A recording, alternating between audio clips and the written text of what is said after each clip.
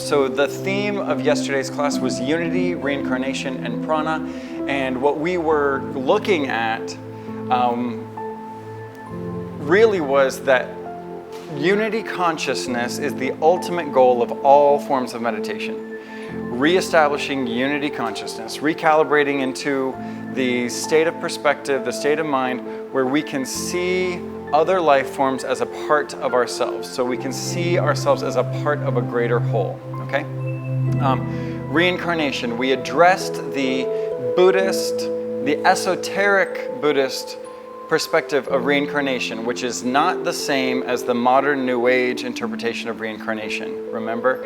So the modern New Age version of reincarnation is, you were a queen in a past life, and you're somehow a queen now. The Buddhist esoteric interpretation of reincarnation and principle of reincarnation was a way of experiencing archetypally what you are channeling. So the experience of a past life was actually so that you could experience the learning of that archetype. If you're having a past life memory and it is a warrior, it's so that you can tune into that warrior message, that warrior learning, that warrior transformation for you right now. It does not mean, from an esoteric Buddhist perspective, not everyone's going to agree with us, but from an esoteric Buddhist perspective, it does not mean that your ego died and then reincarnated into another human form. So the idea of our separation is reinforced by the belief in the ego idea of reincarnation. The idea of our unity consciousness is reinforced by the recognition of reincarnation in the context of parallel lives. In the same way, the example that I used was that you are me in a future life. You are me in a future life. I am you in a past life. You and I are living parallel lives. All of us here are living parallel existences. The idea here is that all minds are joined. We are one, right? And so when we are in the experience of a past life memory, it is so that we can tune into that parallel life, and it doesn't actually mean that when you die, there's going to be another human life that you have to then live again. Because we are not separate right now. Right now, we are living all of these lives at once as one another. Okay, so that's the esoteric Buddhist idea of reincarnation, and it is a tool that was developed in the Buddhist teachings in order to explain unity, in order to explain how connected we are and how deeply, truly, fundamentally one we actually are. It was never intended to give you a storyline for multiple lifetimes. Okay, so unity, reincarnation, and prana. Who remembers what we said about prana? What is prana? Life force energy in the breath. So let's take a deep breath together.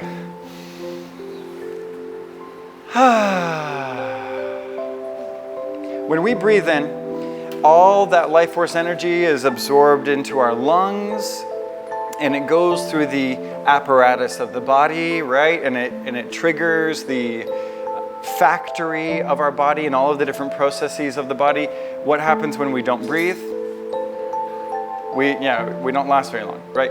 So the concept of life force energy as breath, it's not oxygen that is the life force. It's not oxygen that's the life, but within oxygen is the life force energy. Okay, so what does the space between us do? It holds us together. The space between us, the typical way we experience life is that the space between us is that which separates us, that which reinforces our belief that we are separate. But in the understanding of prana, the understanding of life force energy, we realize that we breathe in that which animates us. We breathe in life so that we can experience one another as separate entities for the amazing experiences, all of the amalgamation of different kinds of combinations and dynamics of life that can only happen through relationship. And we know in the Christian tradition, Why did God create man? For a relationship, so he could have someone to love, so that he could have a great interaction with someone. He was made up of he. I use he because it's convenient. I'm not referring to some kind of anthropomorphized God with a penis somewhere. I'm not talking about that. Or like a Y chromosome. That's not what I'm referring to. God, I like to say he or she because it reminds us of the livingness of God. That's why I choose not to say it. So the idea of this existence is that we're here for each other. We're here to love each other. We're here to experience each other. We're here to create. In the beginning, God created, right? So created. God's a creative force. And within each of us is that same creative force. And so we are unique. We're creative, we're highly individualized, and everything that we're going to learn, everything that's going to change our lives, everything that's going to be our medicine as individuals is going to be experienced uniquely by each of us so that we can unfold. It's the path of direct revelation, direct unity with God, direct experience, okay? So today's class is beyond six senses. In the Eastern traditions, there are 6 natural senses that every human is born with. Okay? In the conventional understanding, we have 5 senses, right? In the Western conventional understanding, there are 5 senses. Natalie, what's one of those 5 senses? Sight. Jen? Hearing. Raji? Taste. Touch. Smell. Great. That lined us up perfectly for you to give us the 6th sense, which you actually know. Thought. How many of you thought it was intuition? How many of you thought it was seeing dead people? And so those are in some ways related to it, but in the Eastern traditions, thought was the unique, special 6th sense that humans were born with. It's a power. It's one of the special senses, special capacities that being born human we have. And when what's our typical relationship with our thoughts? What do our thoughts provide for us? They direct us, they... Help me, louder. Narration, yeah, it's a narration of life experience. Yeah, that. Feelings. They place words and thoughts around feelings, connecting the feelings to other experiences, right? Explaining reality, exactly, beautiful. So what about the sense of smell?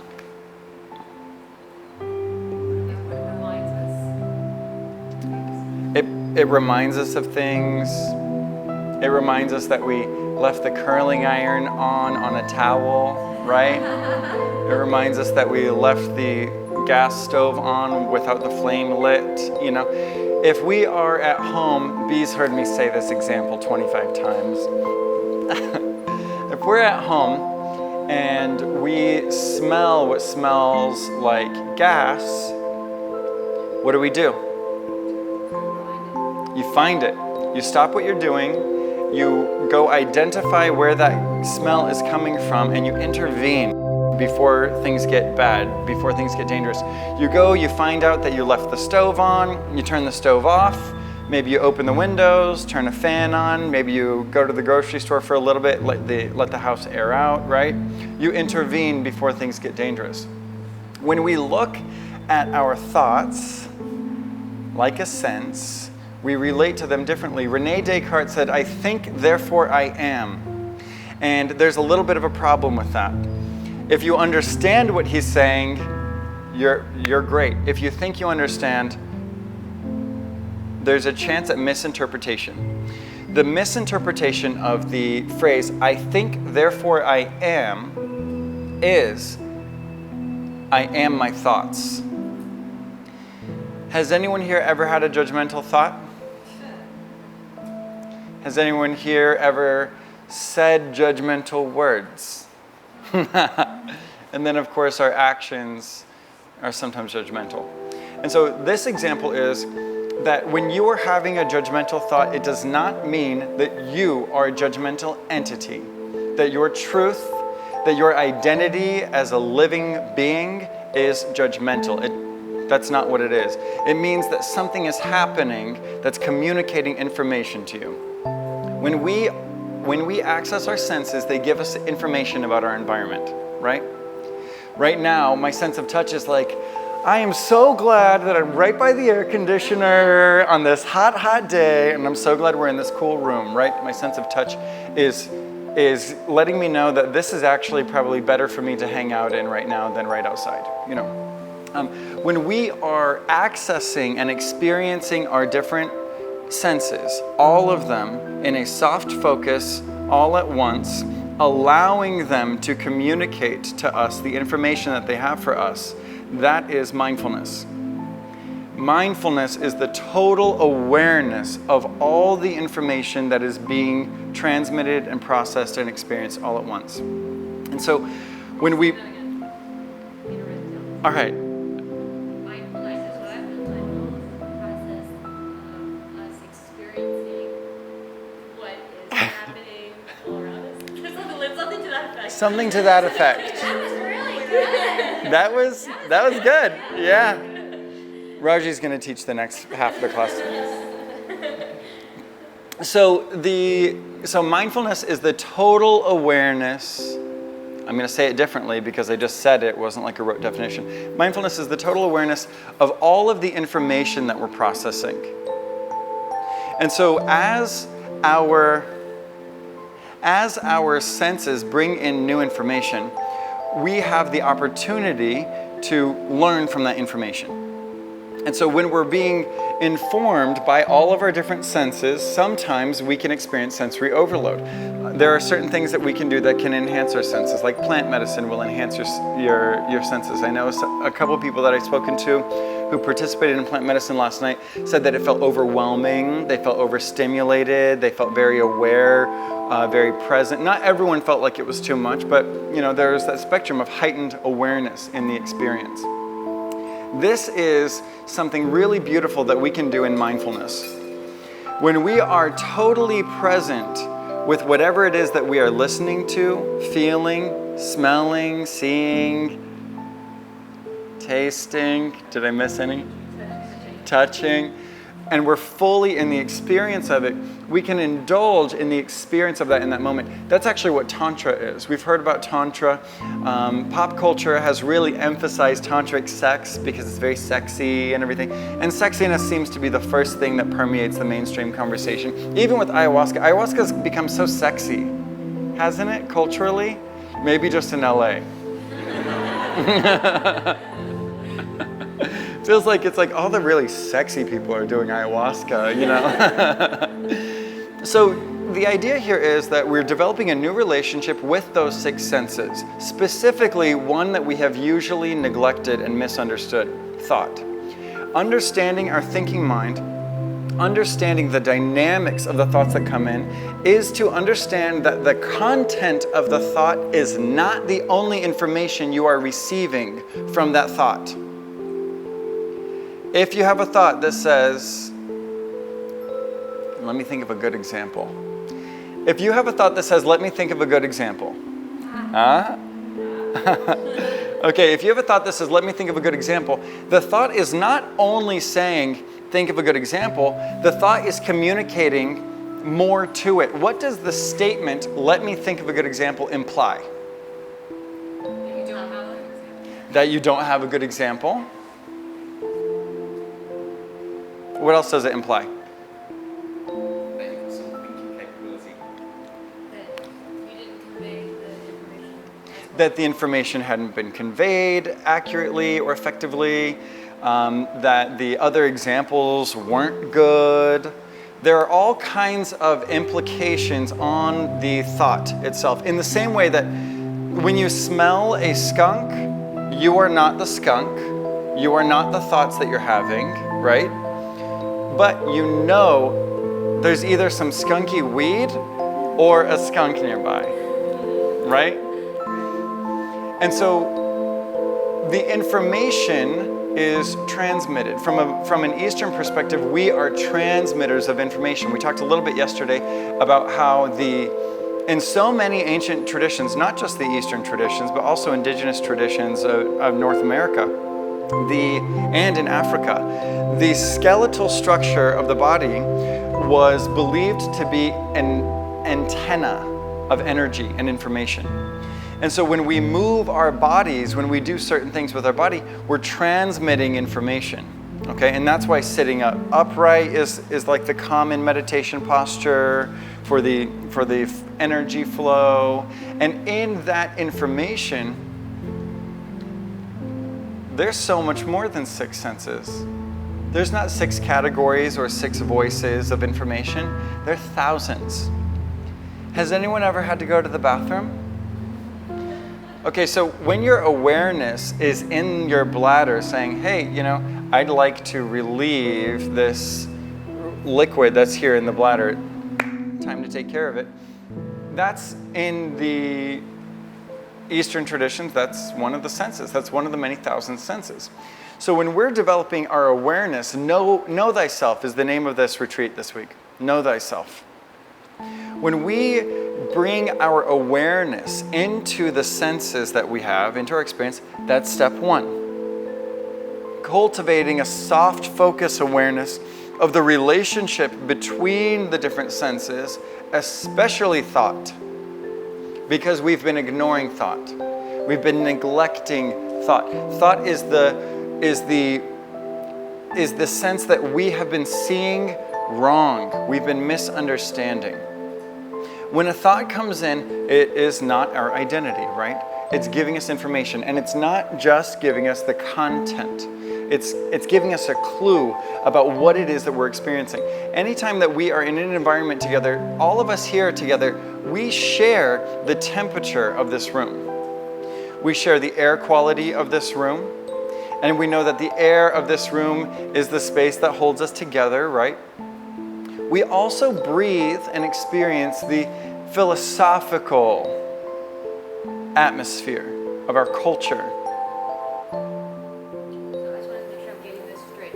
So what you're saying is our body is moving in this world and it is receiving information from its environment. As it receives the information from the environment, thoughts, that's how thoughts kind of occur. Because my next question was going to be, so where do thoughts come from? Right. I guess from what you're saying, they're coming from the information we receive from a bodily perspective from the environment. Is that correct? Yes, and. So yes, that is correct. But also it's believed that thoughts occur as a way of processing the information brought in by the other senses. So the idea with mindfulness is bringing the power of our mind into these other senses, allowing the mind to saturate and permeate, allowing the light of our awareness to illuminate the dark parts. So the fullness of mind, so that we can be aware of the fullness of what we're experiencing. When we don't know what's going on, when we don't know the whole picture, we can only do so much. Hey there. Hey there. How's it going? Okay, I'm gonna just let you do your thing, because I'm doing a thing right now. Is that cool? Does that work for you? No? Okay. Okay, so in the idea that we have thousands of senses, we're talking about, first of all, thousands of physical senses. Rob, you had something interesting to share about that. We were discussing this morning, and I mentioned Bruce Lipton and also. And Bruce is a pioneer in epigenetics. Some of you may have heard of it. Traditionally back in the old days of politics, we were taught that DNA control our cells, and you were born and you've got hereditary cancer or something that there's not a chance of having that. But what Bruce has discovered now, it's popularized, it's not the DNA gene that we're born with to control the outcome, to control your destiny. It's really the environment around the cells that control it. So specifically, what we were talking about earlier was the cells have Receptors. receptors. So each cell in the body has its own receptor. Every cell in the body is already programmed, thank you, Rob. Every cell in the body is already programmed with the information that it needs to do what it needs to do, to process through its own function. And so those receptors, and not just every cell, but every part of every cell, has its own information in it. And they are programmed with the innate divine intelligence of whatever it is that they need to do. And so the belief is as above, so below. So the belief is that the cells in our body have that, we have that. Our planet has that. Our solar system has that. The galaxy has that. The universe has its own version of all of that. And so our receptors within our cells, if we can tune in to them, when we talk about our shadow, we're not just talking about the trauma that we experienced as children. When we're talking about our shadow, we're not just talking about the negative thoughts that we cultivate and maintain about other people. We're also talking about the mystery that lies within us. And the mystery that lies within us can be discovered through the practice of allowing our awareness to saturate the different layers of our being. Allowing the light of our awareness to gradually move in, becoming aware of the subtleties. When we are in meditation, the reason we tune into stillness in meditation is to find a blank slate, the tabula rasa, the blank slate, so that when we experience any kind of adjustment or distraction, we can see it more for what it really is. When you have a clouded chalkboard that's been written on for a long time and you're doing the dry wipe off of it, has anyone ever seen a chalkboard before? I know we don't use those anymore. But a chalkboard would, and I guess whiteboards do this too, they would have layers and layers of distorted imagery. If one classroom is used for a math class and an English class and a science class, and after each class it's wiped without water, it's not being perfectly purified and clean, what we see is the remnants of the previous class. Yeah, the residual effects of it, the echo of it. And so when we are going into meditation, the idea is to allow the chalkboard to be wiped clean, to really, get the sponge, put it in water, wipe it clean. And it might need a few times, right? So in meditation, we find stillness in the body, and then we allow the tension in our body to disengage, because tension is that residual equation written on the board that the math teacher wrote, that the literature teacher is erasing. The tension in the body is the whiplash. It's the result of the momentum of life experience. It's the stored experiences. It's the stress of the different thoughts that you've already been experiencing. So when we go into meditation, someone asked yesterday about how, because I was guiding the meditation, how do we do it by ourselves? Well, a great way to begin is a body scan. Going through the different parts of the body and allowing ourselves to decompress that which we are holding. Sometimes when I say, let go of the tension in your jaw, sometimes I'll see a third of the classroom do this. What did I just do? I stimulated the jaw, I moved the jaw, I sent more energy into the jaw. That's not the same thing as letting go, is it? What is letting go of something? It's releasing it. And so when we look at the parts of our body that aren't the hands, we can envision the nervous system, which is like a root system through the entire body, right? And all of those root endings, the nerve endings, are holding. And the muscle fibers have something they're holding. They're compressed. And so when we're trying to decompress and let go of the tension in the body, we don't want to send more electrical impulse to that part of the body by moving it or stimulating it. We want to, and the breath, the exhale is an excellent tool for this.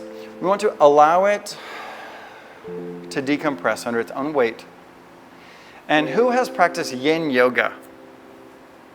In yin and restorative yoga, yin and yang. Yin is the receptive feminine force, yang is the active masculine force. So in yin yoga, you go into a deep relaxation, deep, slow stretches. And so when we look at the idea of allowing tension to be released from the body, we are allowing it to gently soften and decompress and stretch out under its own weight. And in that way, instead of sending a spark of neurological electric information to that part of the body, like this, spark, spark, spark, spark, spark, spark, spark, right? You got that? We are tuning into a space where that information, that energy, that electricity is still there in the body, but we're allowing it, rather than sparks and little lightning bolts of movement, we're allowing it to find a glow within us. So that the energy is finding its equilibrium, its stasis, its natural flow. And something we shared yesterday that I think is so important, and I say it in almost all of my classes in a different way. Recently I said it during a meditation, and B thought it was really cool in the middle of a meditation. But we'll do it before again. When we release tension, and the energy flow starts to move more naturally through that place because we have let go of the traffic jam of that tension there, it moves naturally, divinely, intelligently to where it is needed most. It's giving God the opportunity to recalibrate you. It's giving yourself the opportunity to tune into your highest state, tuning into the state of surrender, paired with discipline, paired with the active discipline, because an undisciplined body and mind would not release that tension. Undiscipline allows the momentum of those bad habits to continue on. Discipline intervenes. Laziness might kind of notice the subtle smell of something burning in the oven and let it continue burning, right? Getting up to go intervene takes energy.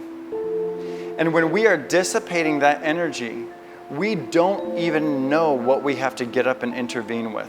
And so developing a new relationship with our thoughts and with our experiences and with the impulses that happen in our body. And the impulses are important because you'll have an impulse in your body, a thought about yesterday when we did the visualization where we brought to mind our bodies, seeing our bodies as they are now. You know what the entire room did?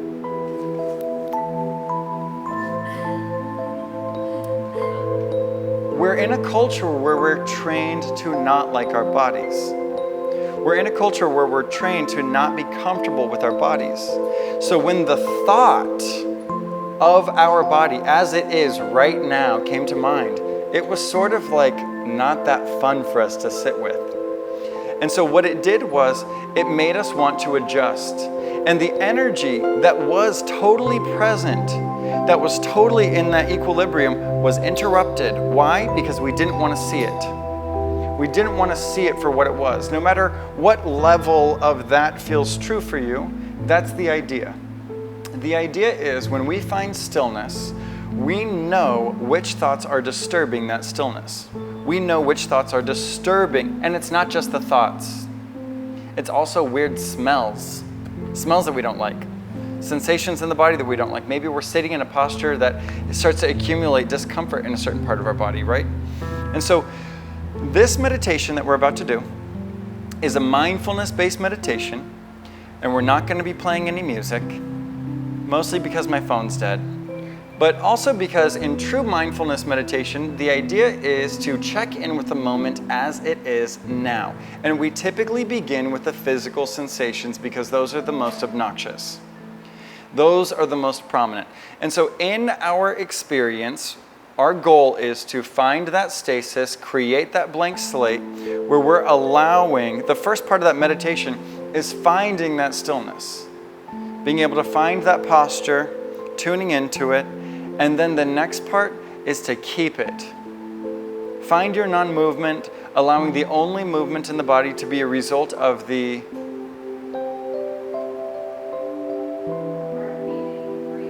Heartbeat in the breath. Who said that?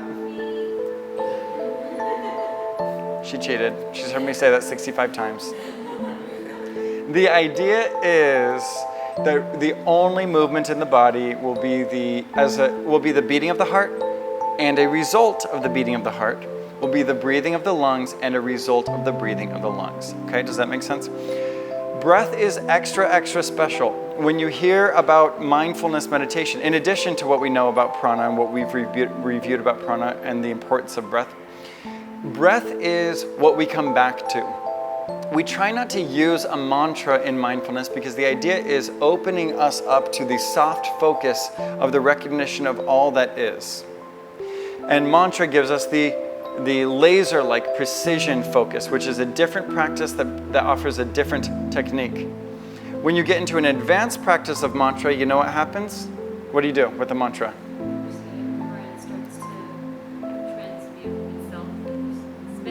Yeah, it releases itself out.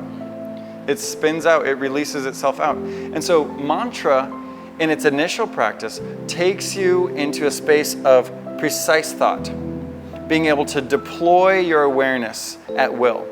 The example we used yesterday was when we were in traffic and someone cut us off. We might have the angry thoughts, the road rage thoughts that come up, but then we bring our awareness back to our life. We get back to what we have to do, get back to what we're up to, what we've got going on, regardless of the distraction and the interruption, okay? So I invite you to close your eyes. We're gonna do a quick meditation.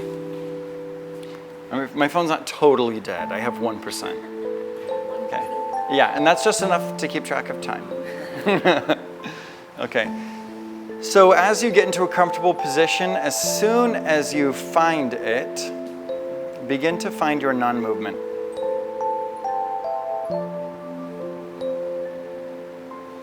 Noticing, even as you're settling in, noticing all of the subtle movements within your body, the different parts of your body that are settling in, experiencing them.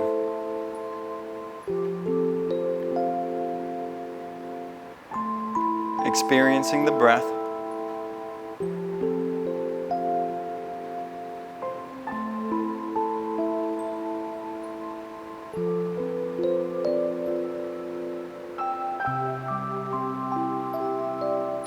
Bring your awareness into your forehead.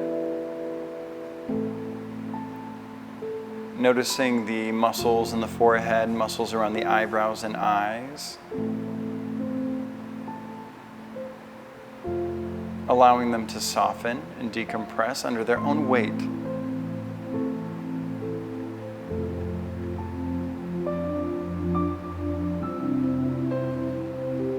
Feeling that same decompression gradually settle down into the jaw.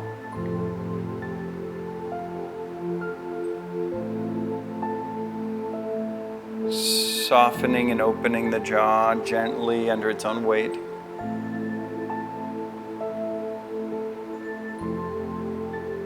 Disengaging from any holding you might be doing around the lips and cheeks.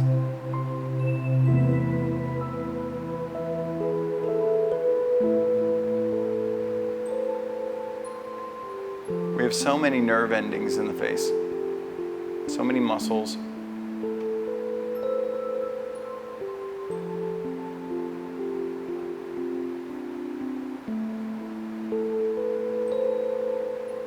Allow the exhale to gently send a wave of decompression down through the face, through the shoulders, neck, through every part of the body.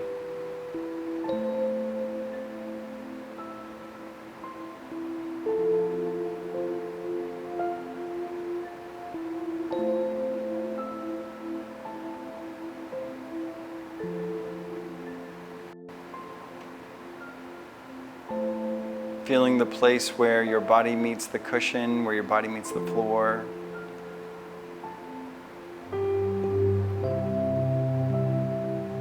Noticing all of the contact points along the surface of your skin where your clothes are resting.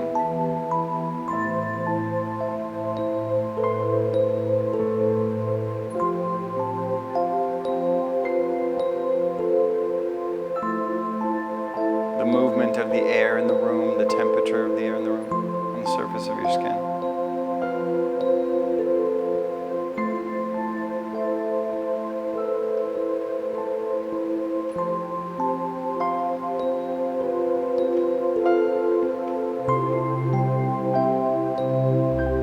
allowing everything to be as it is, noticing any subtle movements anywhere in the body.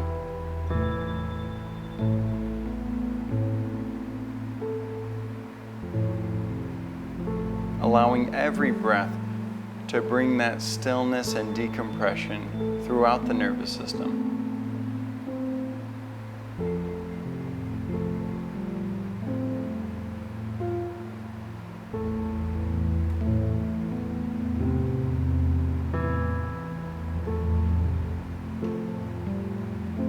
Hearing the different sounds.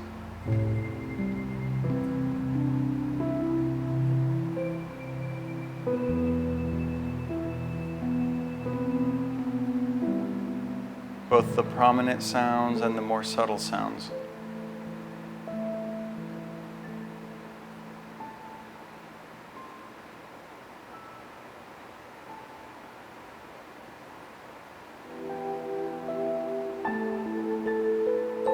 As if you were accessing the receptors of all the cells in the body rather than just the ears and the eardrum.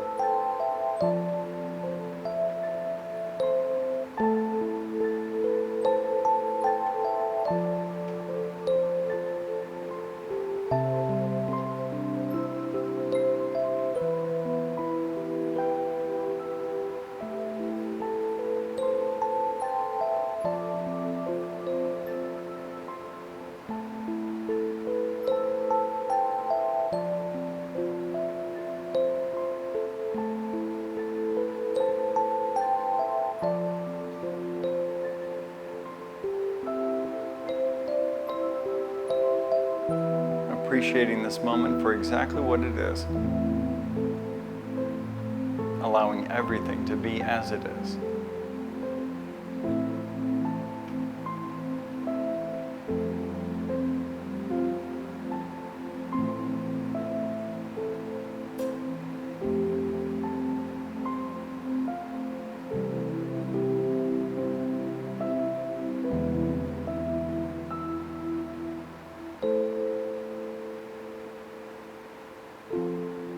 Noticing when impulses arise in the body, and noticing the thoughts that come paired with those impulses.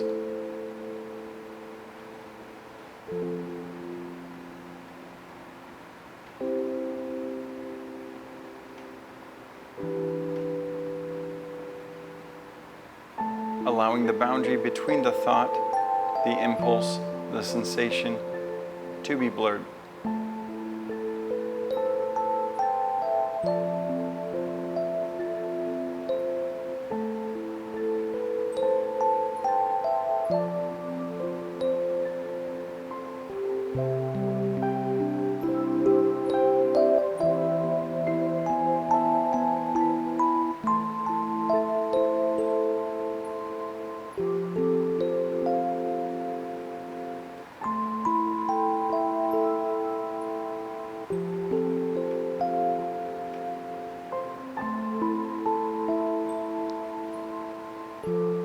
Allowing all of the subtle parts of you to settle in.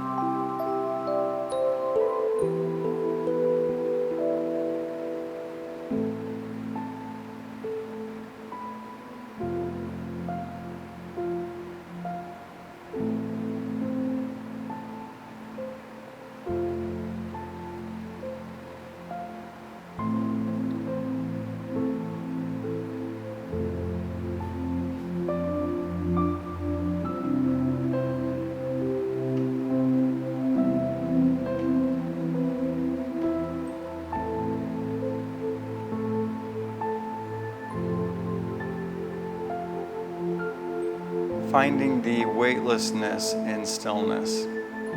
If you want to open your eyes, just keep them in your own space so that you're not distracted by other people in the room. Keeping a low gaze.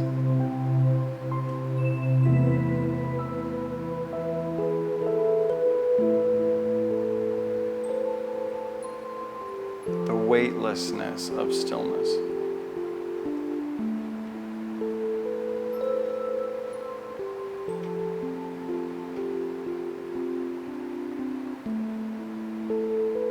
noticing the impulses, the electrical movement in the body when you do find movement in the body.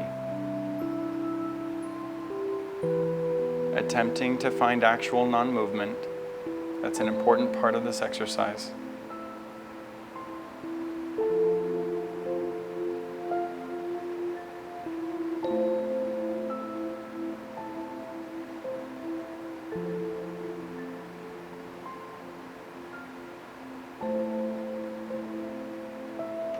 The lightness of being.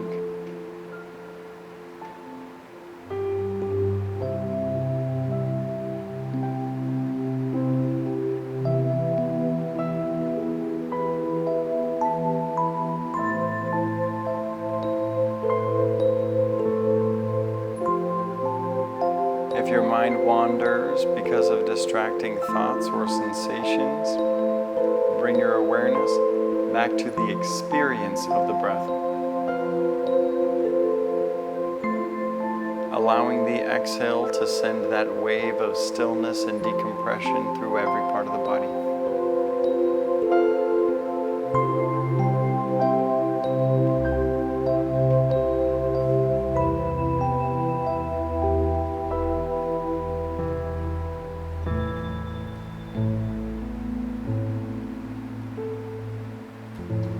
With a deep breath,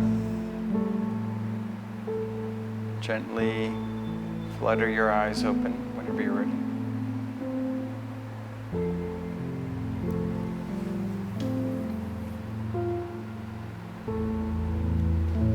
Hi everyone. So the idea here is that there's a certain amount of mental fortitude that is required to bridge the gap between the different parts of ourselves. There's a certain amount of discipline in order to achieve that. In the same way, and I keep using this gym example because I don't go to the gym, and I think if I keep using the gym example, I'll start to go to the gym. In the same way that you need to go to the gym in order to begin to experience the benefits of going to the gym. You need to have a certain amount of discipline, supposedly, to go to the gym. Thank you for saying. I've heard. So the idea is that, I keep saying the idea is because I want to introduce concepts that we can start to experience from our own individual directions. Every single one of us is from a completely different place, a completely different time, a completely different separate universe.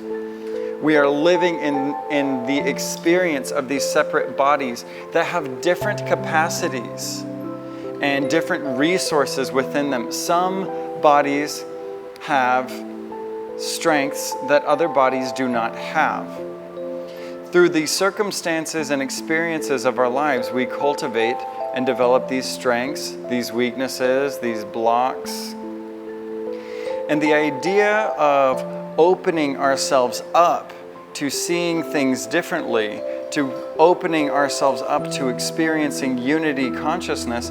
I know that in the plant medicine ceremony, a lot of people were sharing that they were experiencing unity consciousness.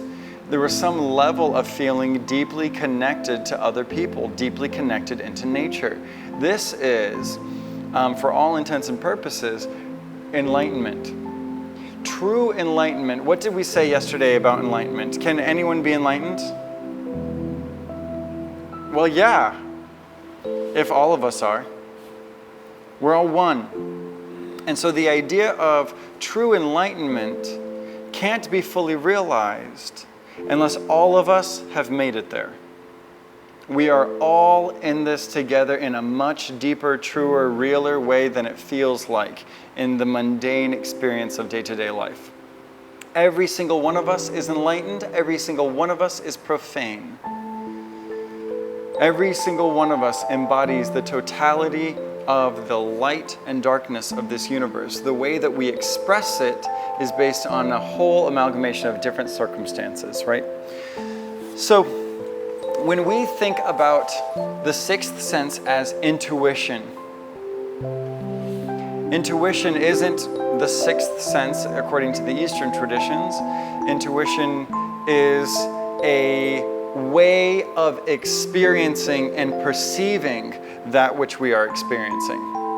Intuition is a bridge between the part of you that was never born and will never die, and the part of you that will. The part of you that was born and the part of you that will die. The identity that we carry in this life is, of course, temporary. And so tuning ourselves into the part of ourselves that is eternal, we begin to open our minds and open our hearts to the universal experience of connection. What I love about Rhythmia, one of the many things I love about Rhythmia, is that this has a rehab component to it. And I really love that as a non-drug addict, I get to come to rehab. I remember growing up, I was watching on VH1 The Fabulous Life of Pop Stars, and Britney Spears had gone to rehab. And they were talking about Promises in Malibu, the Promises rehab facility, which apparently is much cheaper than Passages. And they had yoga and gourmet healthy food and classes and therapy and life coaching and crystals and a view of the ocean. And I was like, I want to go to rehab. And so I love that we have the opportunity to not wait until it has gotten so bad that our life has been interrupted in such a way that we have to actually go into a medical rehab facility. You know, there's the full spectrum of different people here. We all have different universes that we come from, different levels of indoctrination, different components of our same overlapping shared culture that we're in. And so coming into a place like this together, where there's a week of different activities of cultivating unity consciousness, how many people last night felt compassion for someone else in the room? How many of you were not there?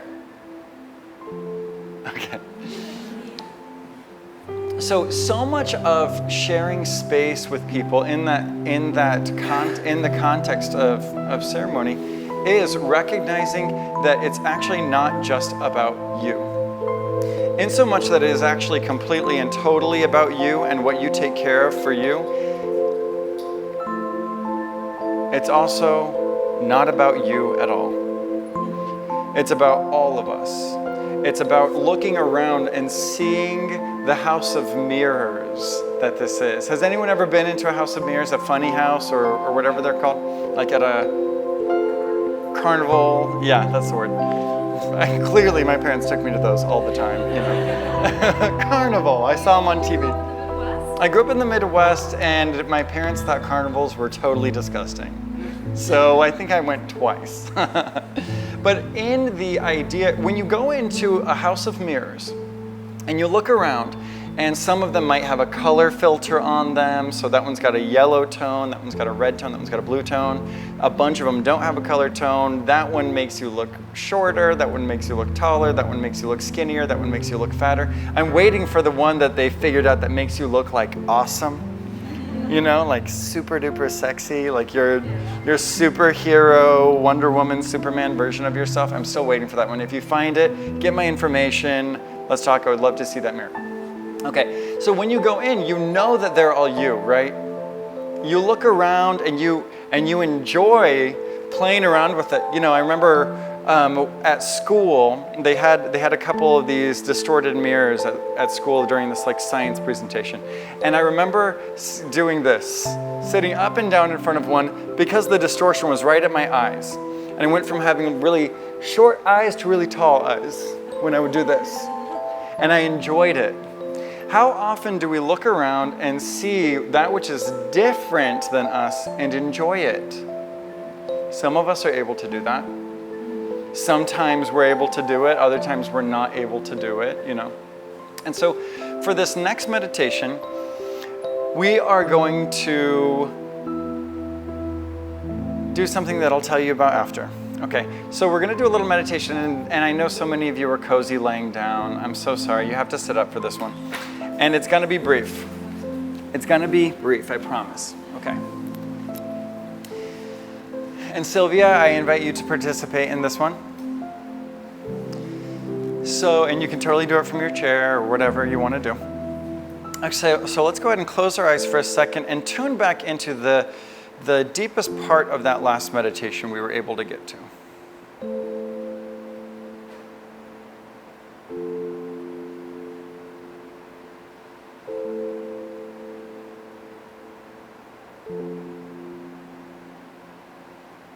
Opening our minds to seeing things differently.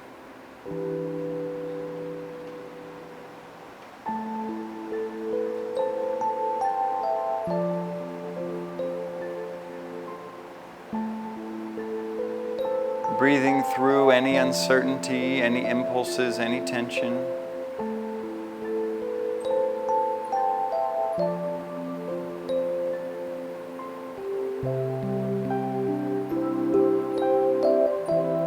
Allowing our awareness to settle a little bit deeper within with every breath.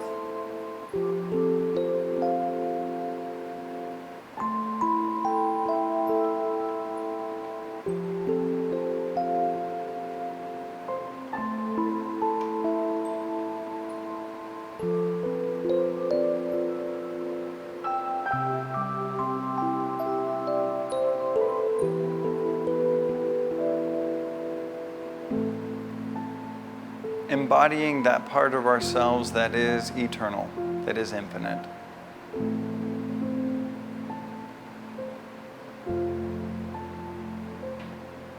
That was there before we were born. That lives on now in this moment and will continue to live on after this body dies.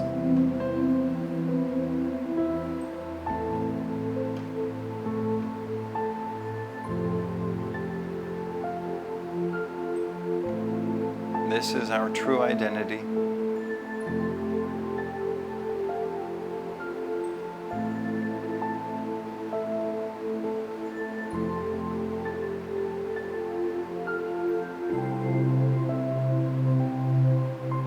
Opening our mind to the revelation of universal enlightenment, of universal connectedness, of our unity.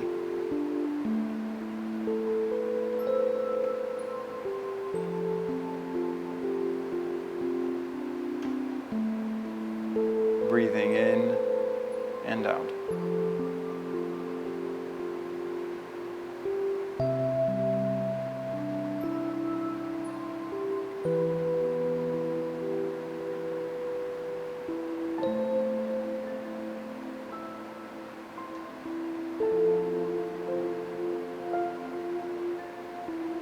Disengaging from self-judgment, judgment of others, self-criticism, criticism of others. Opening our hearts to feeling differently.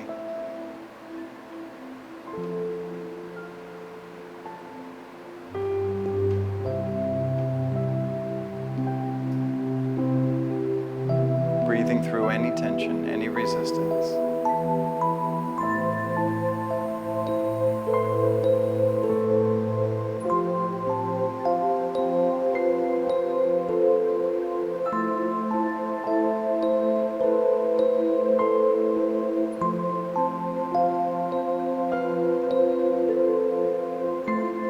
In our mind's eye, we sit across from ourselves, gazing into our own eyes.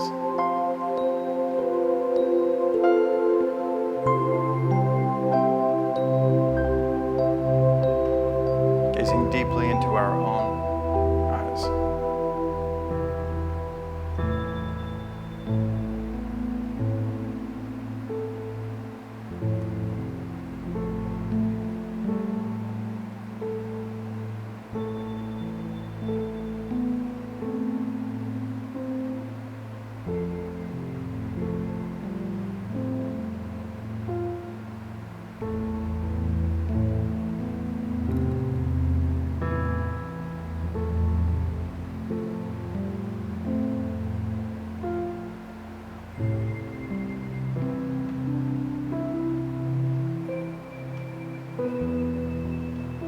Now gently open your eyes and looking around the room, making eye contact with at least 3 people.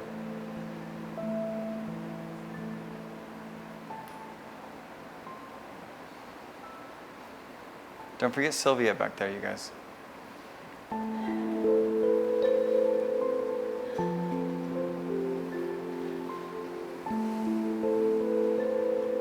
House of Mirrors. The part of you that is looking out at me and at the others in the room is the same thing looking back at you. The observer deep within each of us is the observer, the one observer, the great knower, the great observer. Allowing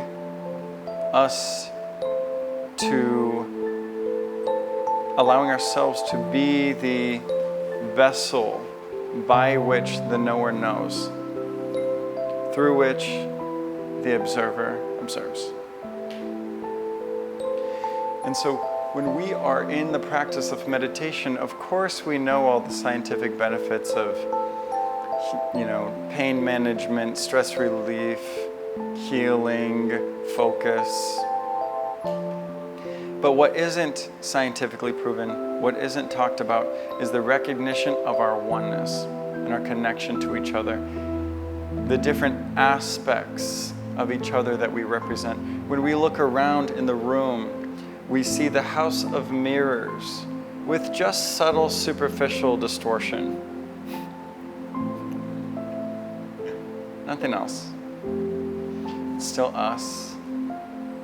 It's still you.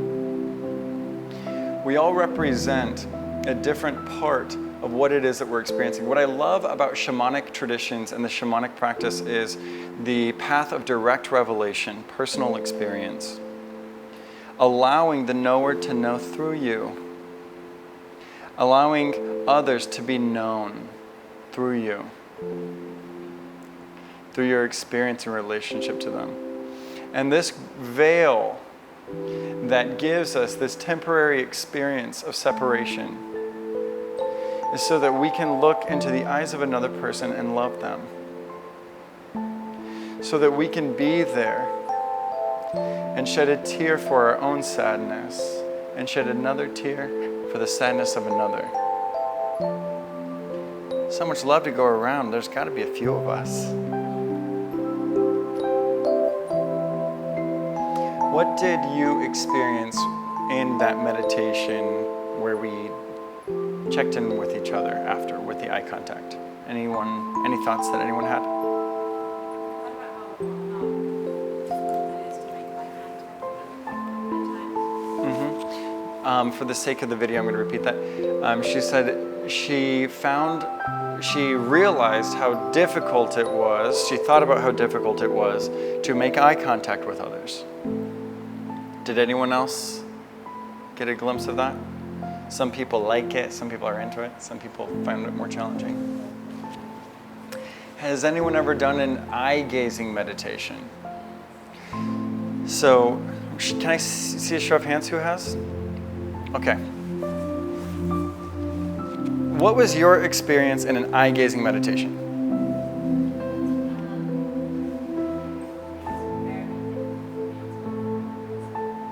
It was difficult. You were fearful.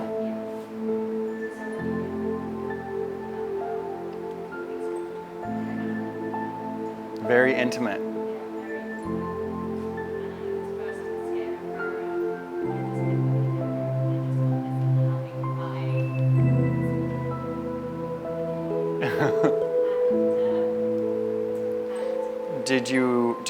You felt your heart open to her?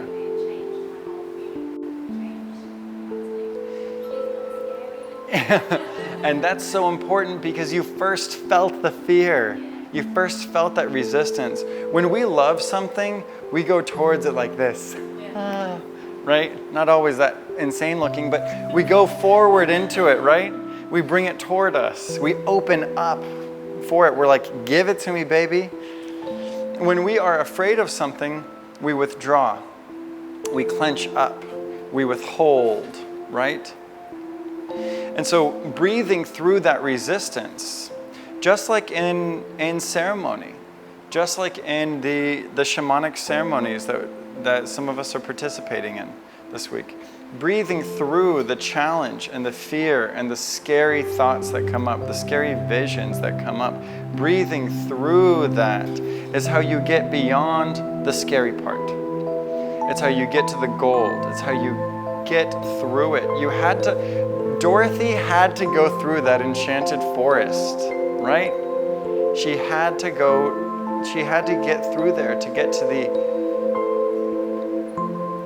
boom, what is it? The Emerald City.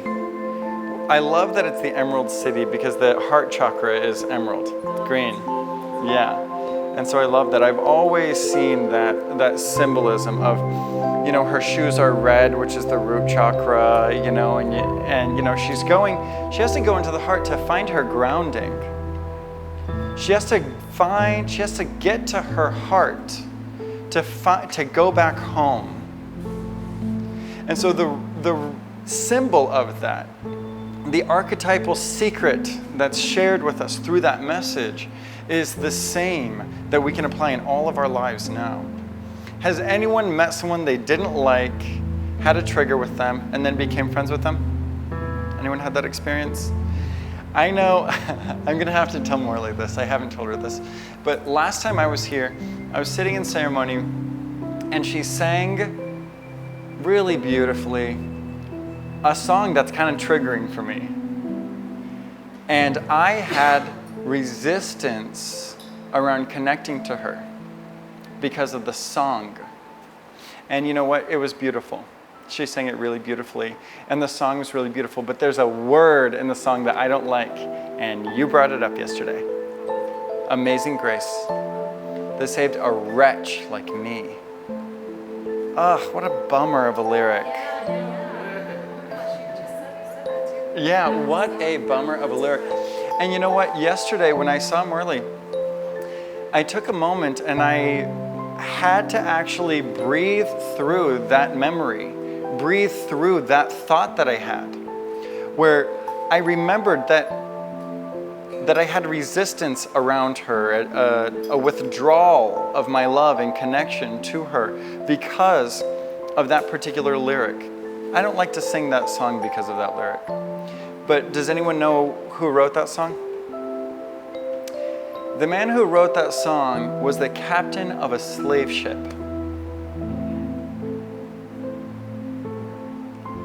And he found God.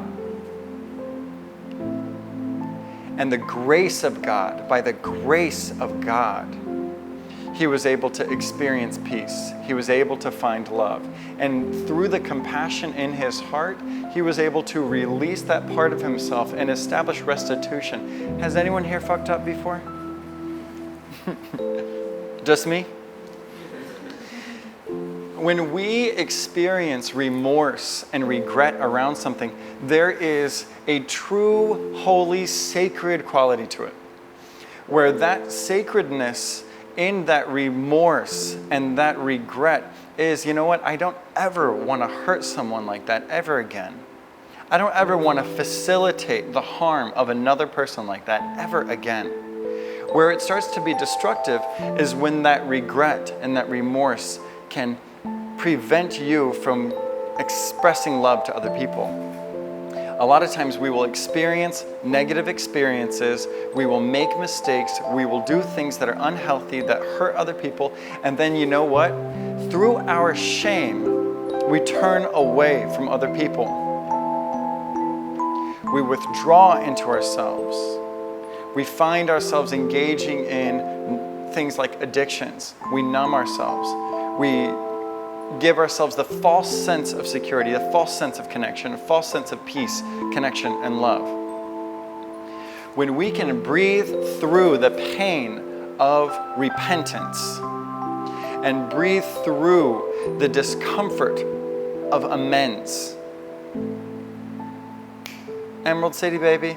And you said something about the veil being, you said something about the veil when you were through the veil, and immediately my mind went to that passage in the Bible about how when Christ surrendered and died, When he gave up the ghost, The right? veil was torn in two, which gave us all access to the holiest place. Beautiful, yes. Thank you for sharing And I that. thought, wow, what a picture of being able to remove that veil and seeing others as myself. Right. And entering into the holiest place, the most sacred place. Absolutely. Last night when I was puking my brains out, Yes, me too. last night in the purge, I felt so seen by other people. I felt hurt. Yeah, I definitely was heard too. Yeah, and so in that moment, you know what? I had that resistance around it. I was fortunate to have the opportunity where the medicine was saying, you know, if you want to purge this, we can purge it.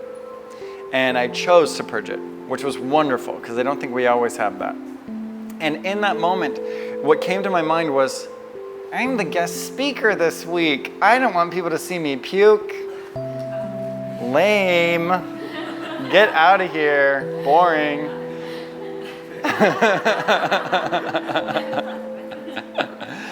And I had a moment where I looked around and I was like, no one even sees me. They're all doing their own thing. They're all in their own world. Until I started purging. Then a whole bunch of you saw me. But you know what was really cool? I looked around halfway through the purge. I'm not used to having hair this long, so I had to pull it back. Yeah, I need to get a hair tie for the next one. Thank you. Yeah, someone's got a hair tie. Thank you, Becky. So when I had that thought, and the medicine gave me the opportunity, said, do you want to purge this? The shallow part of my mind shared with me some thoughts, and those thoughts were, I don't want people to see me throw up. I should just lay down and have a peaceful experience. And you know what I heard in that moment? I heard someone else barfing.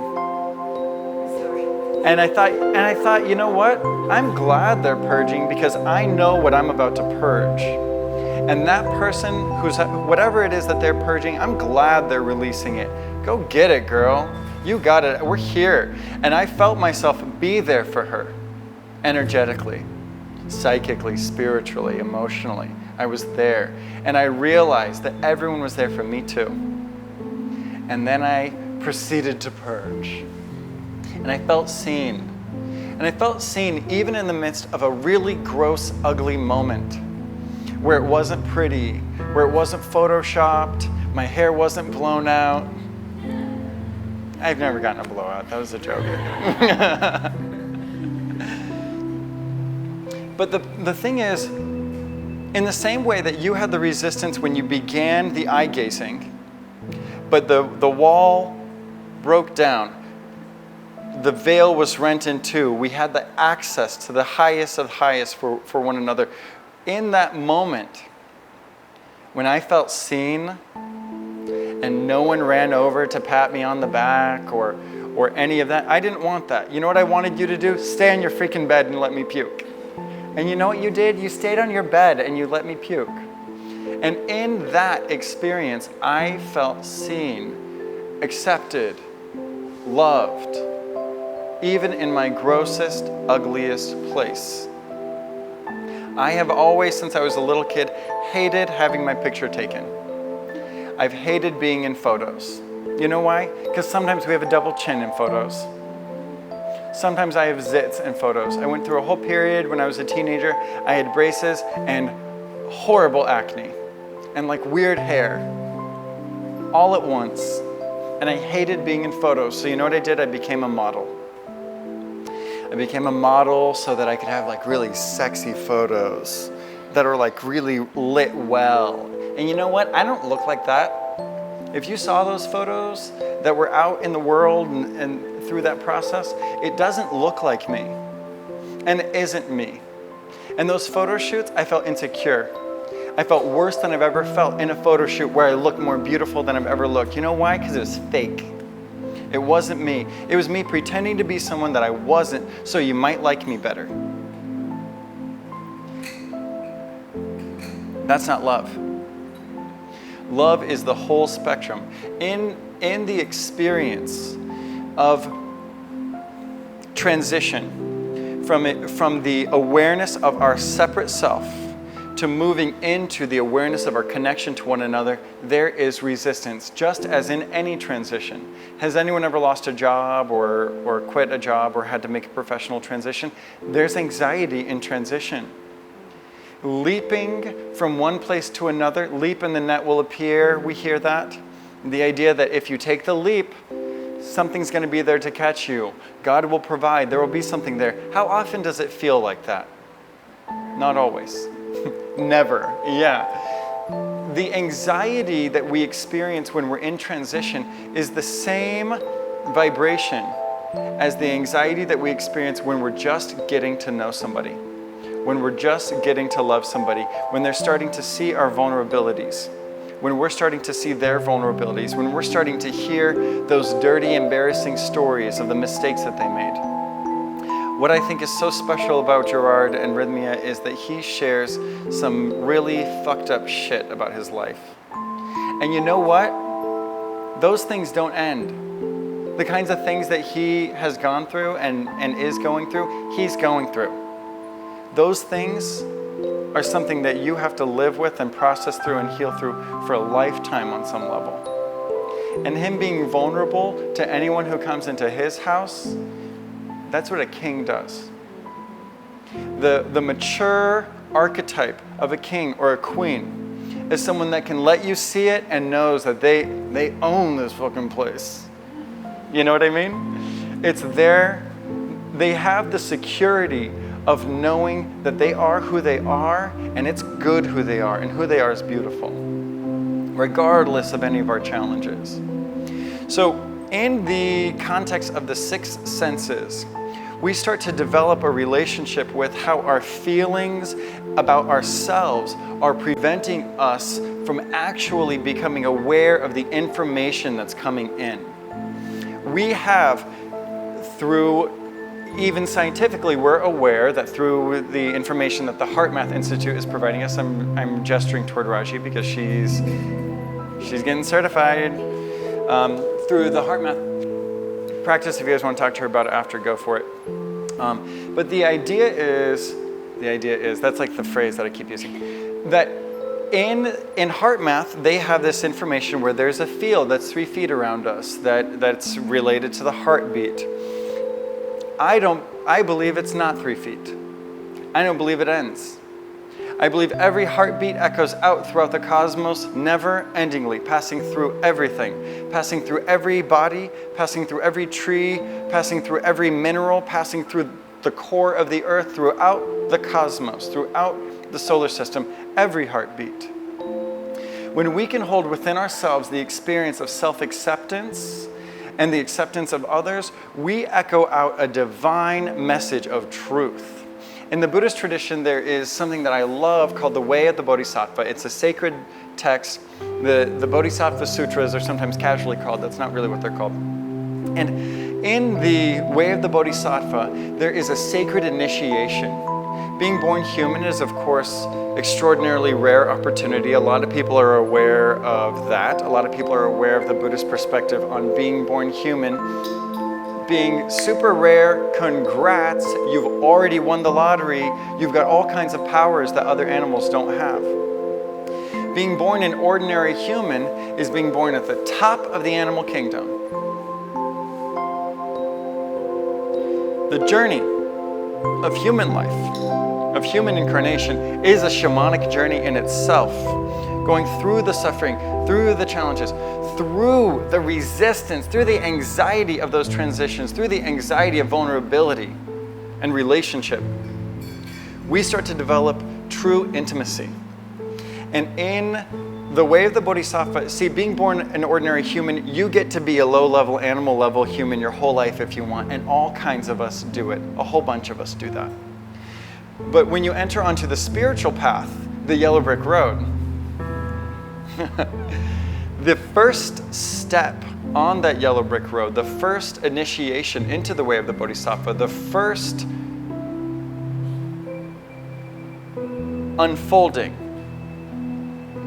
Does anyone know what that is? B, do you know what that is? Compassion. The first sign that your soul has begun the evolutionary process is compassion for another being. Looking into the eyes of another and feeling for them, seeing them as yourself. It is my belief that if you are sitting on the floor here with me now, that you have undergone that first initiation. And Gerard says that this is a place for light workers to come together. A light worker, to me, is someone on the spiritual path, someone who's living for the highest possible good, for the benefit of all beings, working to be harmless, to have a harmless interaction, working to be a vessel for Christ consciousness, for the blessing and love of Christ, the pure love of Christ. What's the pure love of Christ? It's in the Bible. It's in the King James translation of the Bible. Charity is the pure love of Christ. Generosity, offering up what you have for someone else, being there. And it's not just cans of soup, and it's not just donations and checks. Compassion for others. It's love. It's energy. You know, we were talking earlier, during the ceremony last night, I felt so much love for you. You came up specifically, so many of you did. I think actually all of you did. Yeah, and a few of you who aren't here also came up. And I just was in total love mode. I was totally feeling it. And I wanted to come over and give you a hug. And that's against the rules. So I sent you love, and what did you tell me at lunch? You felt it. You felt it.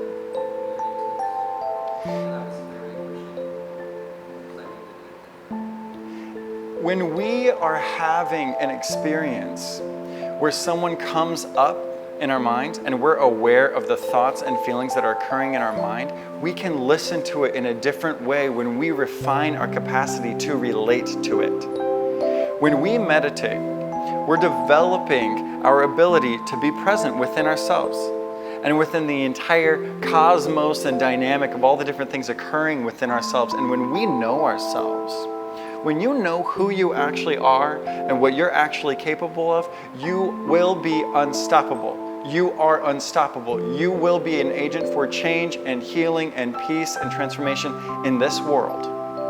Someone will tell you you have changed their life. Someone will experience your compassion and your love, whether or not you're able to tip them really well, write them a check, or donate whatever the typical connotation of charity is. It's the pure love of Christ. Christ consciousness. Christ means, what does Christ mean?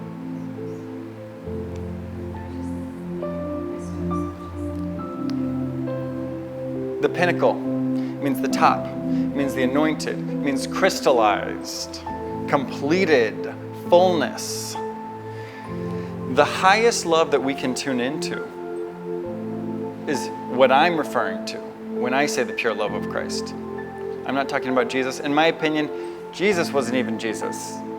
He was a channel for the pure love, for the highest possible love. He realized that he was a child of the universe. He realized that he was a child of God, that his creator was love, was pure love, and he was a transmitter of that. When we establish unity consciousness, whatever archetypes, whatever gods, whatever path, whatever religion brings you there, it's not about that. It's about your ability to tune into the energy of it as an individual. And so I'd like to end the class with another brief meditation.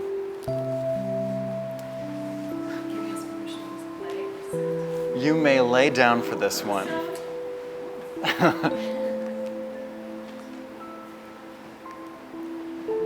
I'm going to try to play music. Nope, there it goes. Yeah, let's do Om Shanti. You got it? Great. So go ahead and close your eyes and begin to tune into that deep place that you've found. I invite you to get better and better at diving into that deep place. Want to sit with me? I don't know how to do that. We'll keep it quick.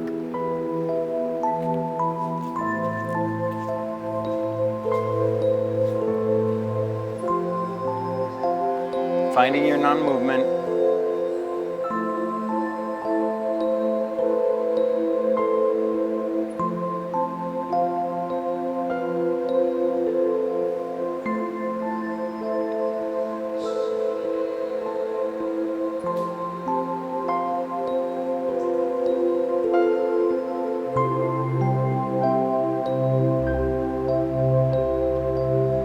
allowing the breath to be full, expanding in all directions.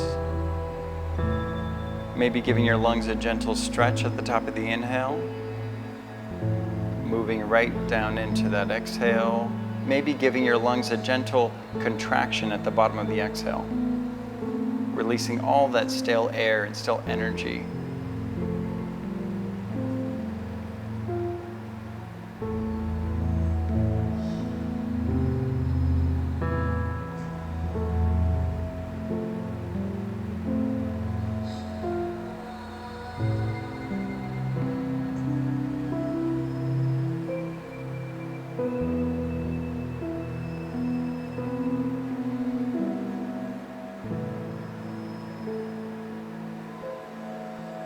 Opening our minds to seeing things differently.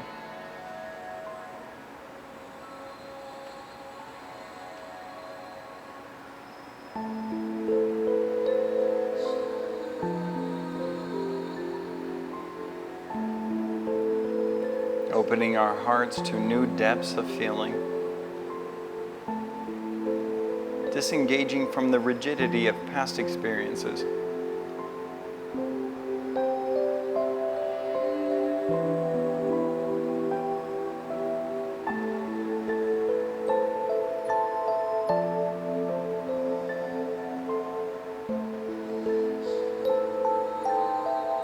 Breathing in the life that we share. Breathing in our connection to one another.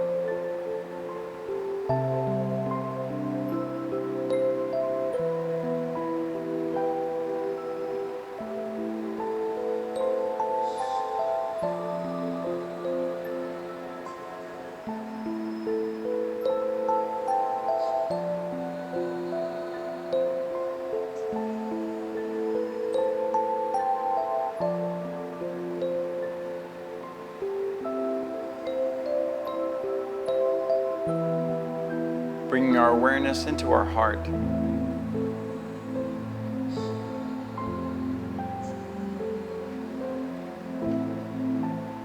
Not just our biological beating heart, but our heart center.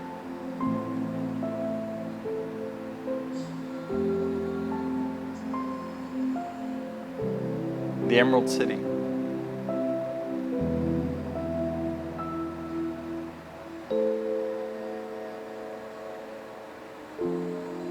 Bringing to mind those we love and cherish deeply.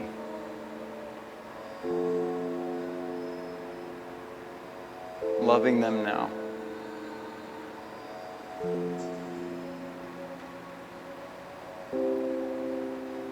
Forgiving anything that was not love.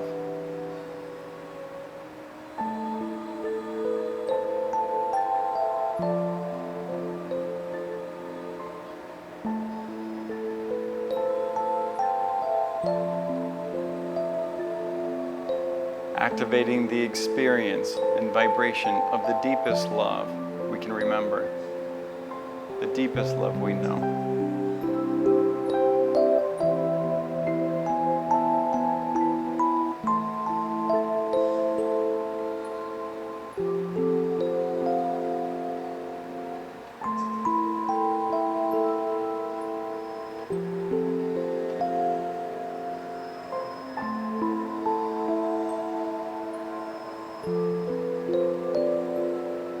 Happiness.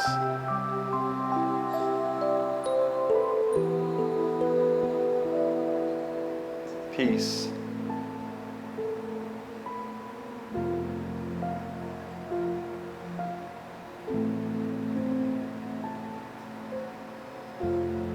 Friendship.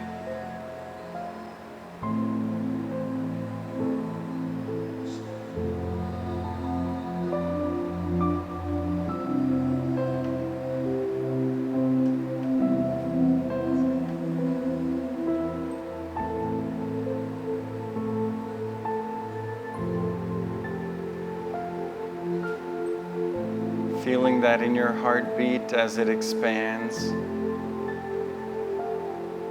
Seeing the ripple, the echo, the field of every heartbeat expanding in all directions around you.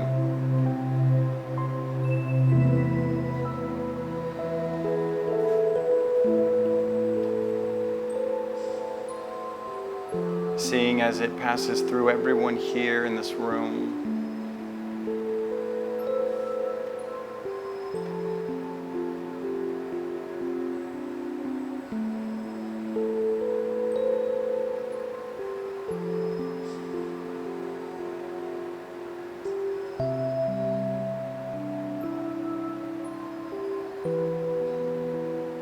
Expanding beyond this building,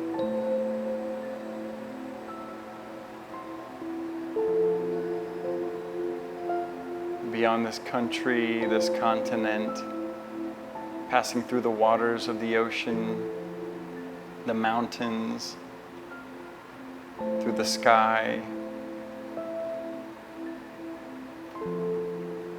beyond this planet.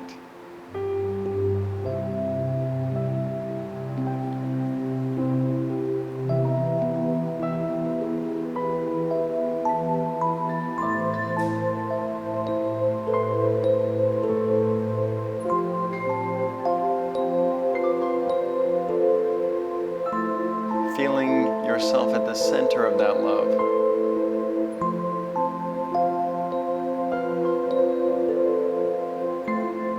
Like a flame in your heart, the warm glow of that love filling you.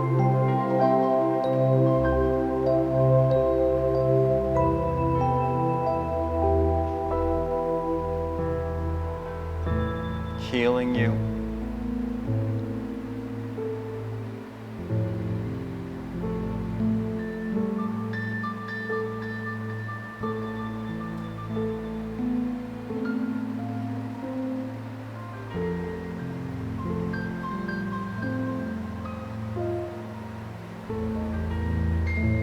Noticing the different faces of loved ones that have come to mind. Seeing them happy, seeing that heartbeat passing through them, bringing to them healing and love.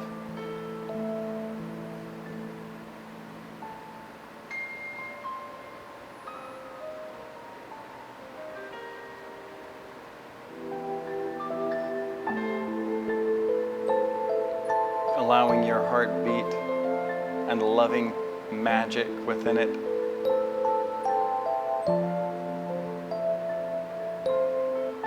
to fill the hearts and minds of those you've never met.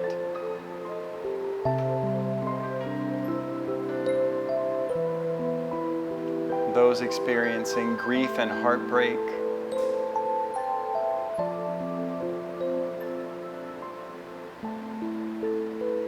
Isolation, war, and fear.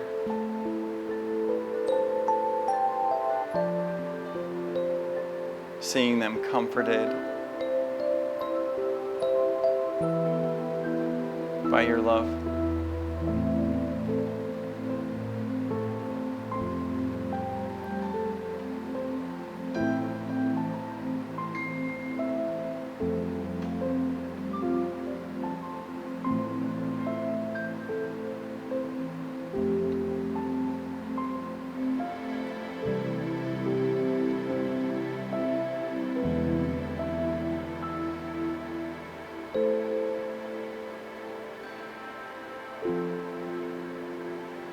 Taking this last moment for those with whom we have difficulty.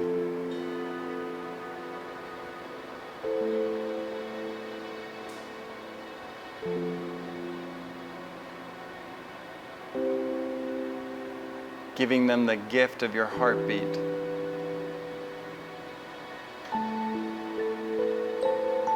Releasing them of their dysfunctions, of their disease, of their insanity.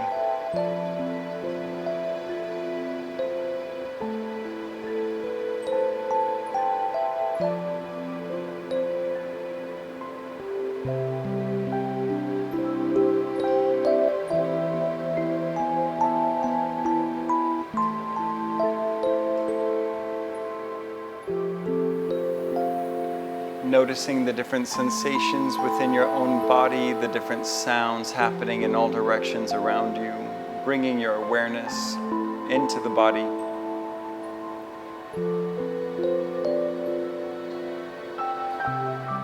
Feeling the pulse of the heartbeat through every part of the body in your stillness. And allowing the cells and organs of your body to receive that healing love, that healing acceptance. Allowing that love to pass through your own heart and mind, recalibrating your own perspective.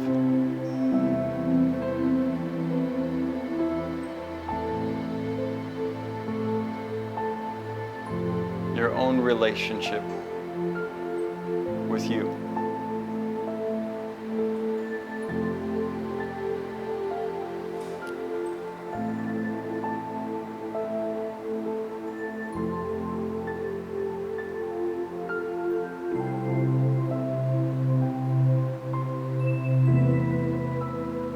Taking this moment to silently seal your meditation, setting any intentions for yourself,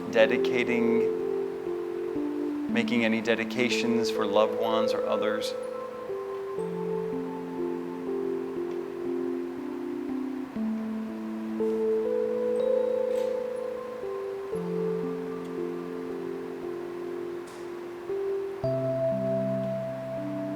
And whenever you're ready, gently begin to move your body,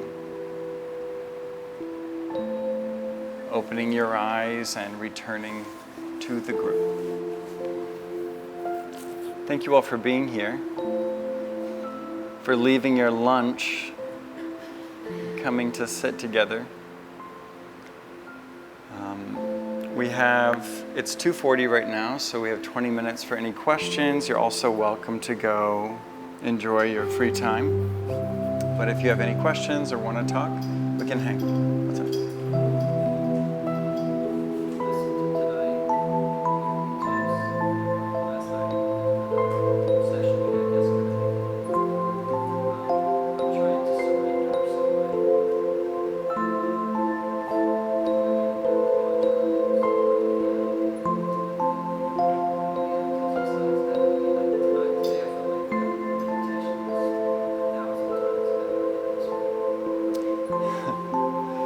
Well, I think that in the ceremony, every ceremony is completely different. And I know some of you are meditators. Every meditation is totally different too.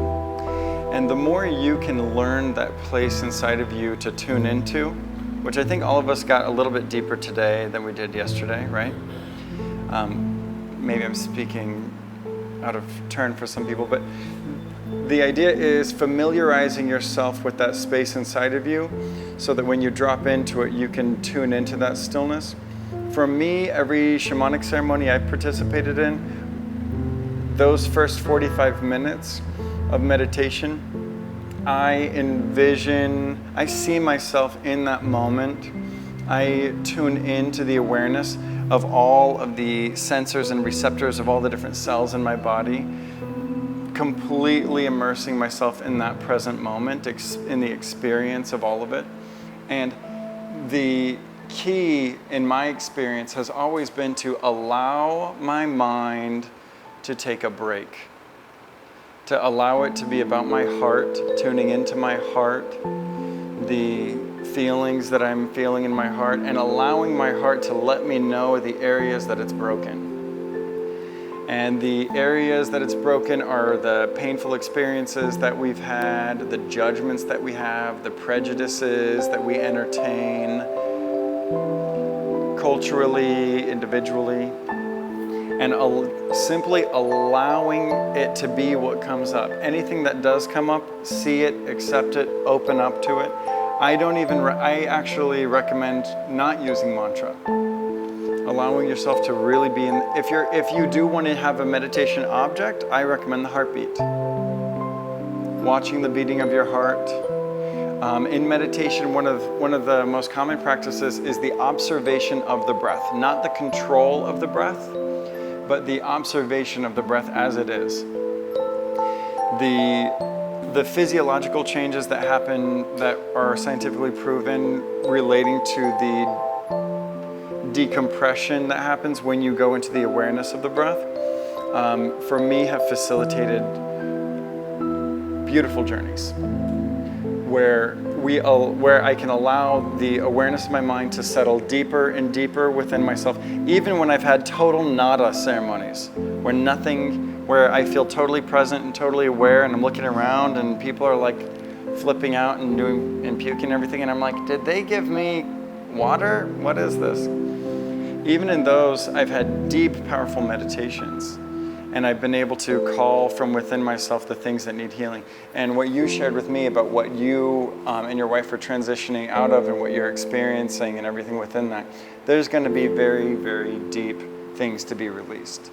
I'm not surprised that the message back was that it was overstimulating and very intense. I'm not surprised by that. In fact, that's what I expected, you know. So the best thing I can recommend for tonight is to show up and be present for it, to allow the experience to happen and be what it is. Does that work? What's your question?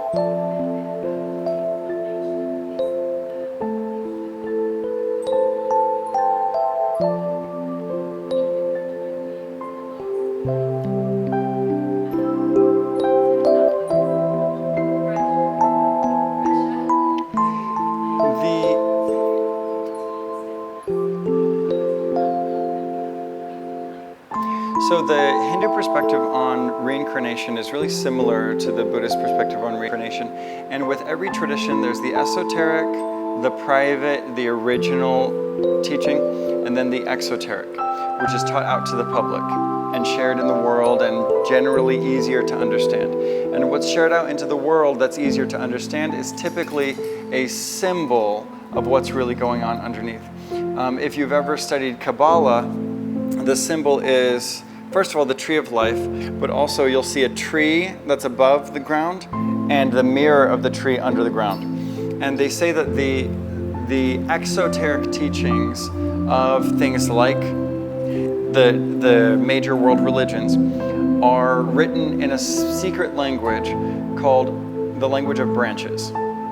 And so when we are hearing about an apple, which would be the above ground on the tree, on the branch up here, it's actually a symbol of something deep below the surface. The mirror of the apple underneath is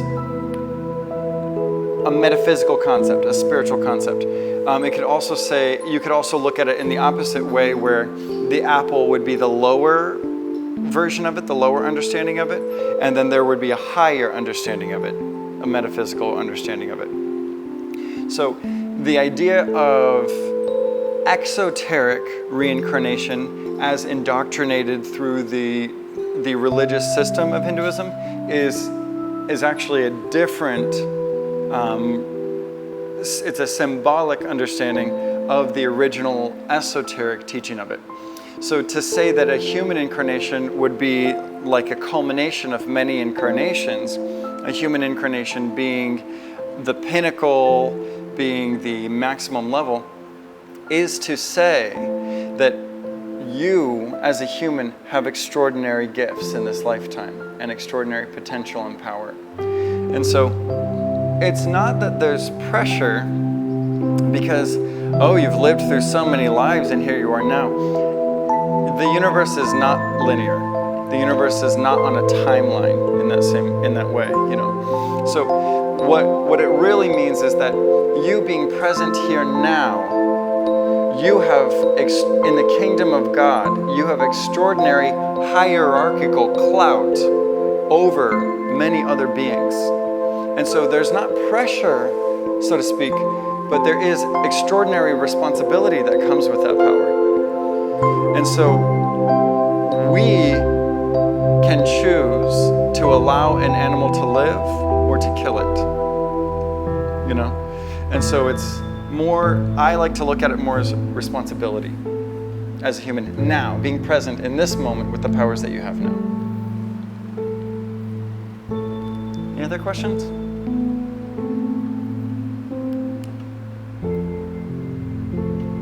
Well, thanks for coming, you guys.